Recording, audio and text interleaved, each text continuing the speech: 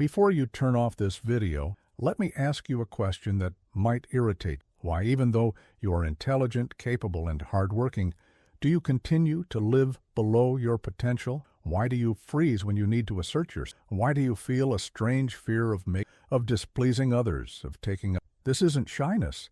It's not bad luck. It's not a lack of. This is an old wound you've carried since childhood, and it's still deciding everything for you today without you realizing it. There's something deeply uncomfortable about admitting this, but someone needs to tell you. The root of your emotional weakness, security, and your difficulty feeling good enough didn't begin in your adult life. It began in your relationship with your father. It doesn't matter if he was a monster or a seemingly normal man. It doesn't matter if he was there every day or if he disappeared too soon. The impact has already happened, and it's much deeper than you imagine. Maybe he was too harsh. Maybe he never praised you. Maybe he only pointed out mistakes. Maybe he was always tired, stressed, distant. Maybe you tried to show him something and he barely looked up. Maybe you were hit. Maybe you were never hit, but you learned to shrink so as not to bother anyone. And now tell me, at what point in your life did you decide you needed to be smaller to be accepted? At what point did you learn that your emotions didn't matter that much? At what point did you start to think it was normal to stay silent to avoid conflict? You realize how strange this is. A grown man still obeying invisible rules created by a child who just wanted to be seen. You call it personality. You call it your way of being. You call it anxiety. But what if this isn't who you are? What if this is just who you learned to be in order to survive emotionally within your own home? Here's something almost no one tells you. A child's brain doesn't interpret the father's behavior as the father's fault. It interprets it as their own fault. If my father doesn't pay attention to me, the problem is me. If he criticizes me all the time, I must be defective. If he's never satisfied, I'm never good enough. And this becomes a silent sentence that you carry throughout your life without realizing it. Now look at your life today. You try too hard to please. You tolerate disrespect. You avoid confrontation. You procrastinate on important decisions. You feel small around authority figures. You freeze when someone disapproves of you. And then you wonder why it seems like everyone else is moving forward while you're stuck in the same place. You really think it's a coincidence. Maybe you're thinking now that your father wasn't so bad after all, that there are people who have gone through much worse, that you should simply get over it. But let me ask you another uncomfortable question. If you've already overcome this, why does it still hurt when someone criticizes? Why do you still feel this tightness in your chest when you fail? Why do you still feel the need to prove your worth all the time? There's a conflict happening inside you right now. Part of you wants to ignore all of this and continue life as you always have. Another part of you knows that something here makes too much sense to be dismissed. And that's exactly where the danger lies. Because as long as you don't see where that inner voice that diminishes you is coming from, you'll continue to believe that it is you. And here's the question that changes everything and that I want you to take to the next part. What if your weakness isn't a character flaw, but a symptom? What if you were never truly weak, just trained to be that way by someone who was also broken? And most importantly, what happens to your life the day you finally realize that when you were a child you didn't have the emotional language, maturity, or sufficient distance to understand what was really happening inside your home? You only had sensations. The sensation of being safe or in danger. The sensation of being seen or ignored. The sensation of being accepted or tolerated. And it was almost always your father who defined. Even when he barely spoke to you. Maybe he'd come home exhausted from work and sit on the couch without saying a word. You wanted to show him the drawing you did at school, the good grade on the test, the soccer medal. He'd look for 2 seconds and say something like, "Cool," then go back to his phone or the television. You smiled on the outside, but inside something sank. Without knowing it, you learned then that too much enthusiasm was inconvenient and that your achievements didn't deserve too much attention. Or maybe he was the type who only spoke to correct you. Fix your posture. Stop crying. You never do anything right. Your brother is more hard-working than. None of that seemed like at the time. It seemed like discipline. But the effect of that on a child is devastating. You start living in a state of alert, trying to anticipate mistakes, trying not to disappoint, trying to deserve a love that never came the way you needed it. Now imagine a girl growing up. an emotionally absent, cold, or unpredictable father. She learns that she needs to be perfect to be noticed. She learns to take excessive of others. She learns to swallow her feelings to avoid causing problems. Years later, she becomes a woman who falls for distant men, who accepts emotional crumbs, and who always thinks the problem is her. Not because she enjoys suffering, but because that's what love has always seemed to her. A child's brain constructs the world based on their relationship with their parents. If the father is unpredictable, the world becomes unpredictable. If the father is critical, the world becomes a court of law. If the father is absent, the world becomes a place where you have to fend for yourself, and this becomes an invisible map that you follow for the rest of your life without realizing. That's why you overreact to minor criticism. That's why you panic when you feel someone is going to abandon you. That's why you feel guilty when you set boundaries. That's why you freeze when you need to make an important decision. It's not drama. It's not moral weakness. It's a nervous system trained from an early age to survive emotionally. Perhaps you know someone like that. A friend who never says no.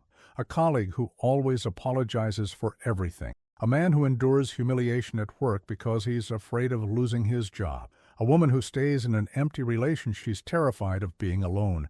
This isn't a lack of. This is unconscious loyalty to an old history that still controls them. And here's something that changes. You see yourself. None of this happened because you were weak. It happened because you were a child trying to maintain a bond with the person who ensured your emotional survival. Your brain chose strategies that worked back then. Stay quiet. Don't bother anyone. Please, adapt. But now you're still using those same strategies in a world that no longer demands that of you. There's something profoundly sad and beautiful about this at the same time. You're not broke. You're too loyal to an older version of yourself that only wanted love and security. And recognizing this isn't about blaming your father, your mother, or your past. It's about finally understanding why you do what you do. If you identified with any of these scenes, it doesn't mean your story is doomed. It means it started in a difficult place, but it can still go to a much better place. Because the moment you understand that your reactions today are echoes of old wounds, you stop hating yourself for them and start having a choice. And the next part is exactly about that. About the moment you realize you're living the life of a wounded child in an adult body, and what happens when you finally decide to break that cycle. There's a kind of pain that doesn't scream. It whispers. It doesn't appear in obvious crises, but in small choices that are repeated every day. You accept less than you deserve. You laugh at jokes that humiliate you. You stay silent when something hurts you. You postpone dreams you know you could pursue. And you call all of this maturity, patience, or humility. But what if it's not a virtue at all? What if it's just a wounded child trying not to be abandoned again? Think about the last time someone treated you badly and you didn't say anything. What did you really feel at that moment? Anger, sadness, shame, or a strange emptiness, as if you were already used to it? Why is it so difficult for you to defend yourself? Why is your first reaction almost never to protect yourself, but to explain yourself? Most people think that low self-esteem stems from negative thoughts, but it comes from something much deeper, from repeated experiences where you learned that your needs were inconvenient, that your feelings were exaggerated, that your presence was tolerated, not celebrated. So you grew up believing that love needs to be earned through effort, silence, and sacrifice. Now notice a curious pattern. You're attracted to emotionally unavailable people. Cold bosses, distant partners, friends who only show up when they need something. And when someone treats you genuinely well, you find it strange. You're suspicious. You get bored, or you find a way to ruin everything. Why is that? This happens because your brain confuses familiarity with security. The love you knew in childhood was unstable, distant, or conditional. So in adulthood, you call it chemistry, destiny, or emotional intensity. But in reality, it's just your nervous system recognizing an environment similar to the one where you learned to survive. Here comes the uncomfortable. You're not just suffering because of what your father did or didn't do. You're repeating it against yourself every day. You demand too much of yourself. You punish yourself for making mistakes. You minimize your achievements. You ignore your limits. You talk to yourself in a way you would never talk to someone you love. In other words, You've internalized his voice. Let me ask you something that almost no one dares to ask. If you treated a child the way you treat yourself today, that would be considered emotional. So why do you think it's normal to do that to yourself? Perhaps you think you've gotten over your father, that you no longer feel anger towards him, that you understand he did the best he could. All of that may be true, and yet the wound remains open. Forgiveness doesn't reprogram the nervous. Understanding doesn't erase emotional memories. You may rationally know you deserve more and still feel deep down that you deserve nothing. There's a silent conflict inside you. One part wants to grow, assert itself, take risks, occupy space. Another part panics at the mere thought, because for that older part, being seen, being heard, and being too big has always been dangerous. It drew attention, it generated rejection, it created punishment. So you live a life that's less than it could be, not because you want to, but because your body still thinks it's in danger. Now, think honestly. What have you been putting off for years? What conversation are you avoiding? What decision are you delaying? What version of yourself are you keeping locked away so as not to bother anyone? And here's the pattern break. Your weakness isn't a flaw. It's an adaptation. It was clever. It saved you emotionally when you were little, but now it's sabotaging you as an adult. The problem isn't that you're weak. The problem is that you're still living as if you were at your parents' house. And if that's true, then a question arises that changes everything. Who would you be if you stopped asking permission to exist? That's exactly where the most difficult and liberating part of this whole story begins. And that's what you're going to hear about next. At some point in adulthood, something silent but decisive happens. You begin to realize that you no longer live at home with your parents, but you still live as if you were there. The same reaction, the same fears, the same need for approval, the same guilt for saying no.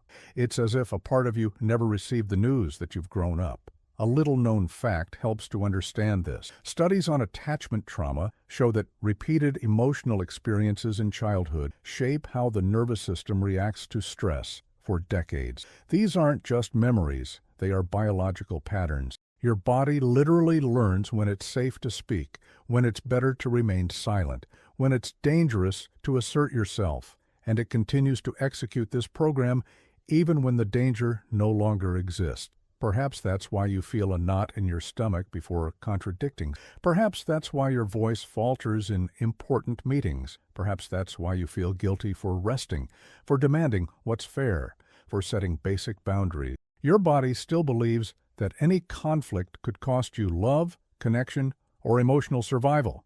Now imagine a 40-year-old man who has never received a sincere compliment from his father. He becomes a brilliant professional, works 12 hours a day, earns well, but lives exhausted and empty. Every time he receives a compliment from his boss, he feels relieved for a few minutes and then returns to feeling inadequate because deep down he's not trying to please the boss. He's trying to please a father who will never applaud him, or a woman who grew up with an unpredictable father. One day affectionate, the next explosive. She becomes an adult and enters relationships where she's always on edge. She does everything to keep the other person happy. She gradually loses herself, and he still calls it love. Not because she's weak, but because her body associates instability with affection. Here's a fact that often shocks people. Most people don't consciously choose partners, bosses, and friends. They recognize familiar emotional patterns and call it connection. Their unconscious is always trying to relive the original wound, not out of masochism, but in the hope of finally healing it. And there's something even more disturbing. Research in psychology shows that children of emotionally absent parents tend to become hyper-functional adults on the outside and empty on the inside. People who solve everything, help everyone, never ask for anything, but live with a constant feeling of loneliness that they can't explain. If you feel this way, it's not because something is wrong with you. It's because you've learned to survive not depending on anyone. But survival isn't life. The turning point doesn't happen when you intellectually understand all of this. It happens when you realize that no one is going back in time to the father you needed. And that continuing to wait for, that only keeps you trapped in a childhood that's already over. This hurts, because it means abandoning the secret fantasy that one day he will change, apologize, or finally see you. But it's also liberating, because the moment you accept that this debt will never be paid, you stop living as an emotional debt collector and start living as the author of your own story. And that's exactly where something truly begins to change within you. Not with anger, not with revenge, but with a silent decision that will define who you will be from now on. There comes a point when this whole story stops being about your father and starts being about you, about what you do now with everything you've understood so far. Because the hardest and most liberating truth at the same time is this: your father inflicted wounds on you, but he's no longer the one keeping those wounds open. Today, you're the one doing it without realizing. This isn't an accusation. It's adult responsibility. It's the exact point where you move from the role of silent victim to the role of author of your own life.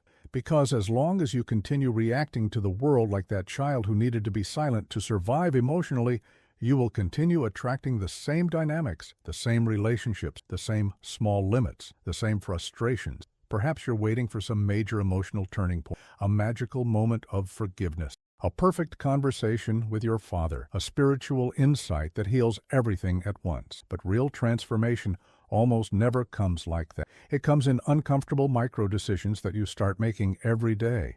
It comes when you say no for the first time without over-explaining, when you uphold a boundary even when feeling guilty, when you speak your mind even when your voice is trembling, when you stop humiliating yourself internally for making mistakes, when you begin to treat yourself with the same dignity you treat others. It may seem small, but this is where your identity begins to change. There is something profoundly powerful in realizing that you no longer need your father's approval to fully exist, even if he is alive, even if he never apologized, even if he remains who he always. You are no longer that child waiting for permission to be. You are the adult who can finally give yourself what you never received. And here comes the part that almost. Healing this wound doesn't mean becoming a hard, cold, or arrogant person. It means becoming a whole person, capable of feeling without negating oneself, capable of loving, capable of asserting oneself without hating one. You don't need to your father to break free from him emotional. You just need to stop living to compensate. Maybe he was absent.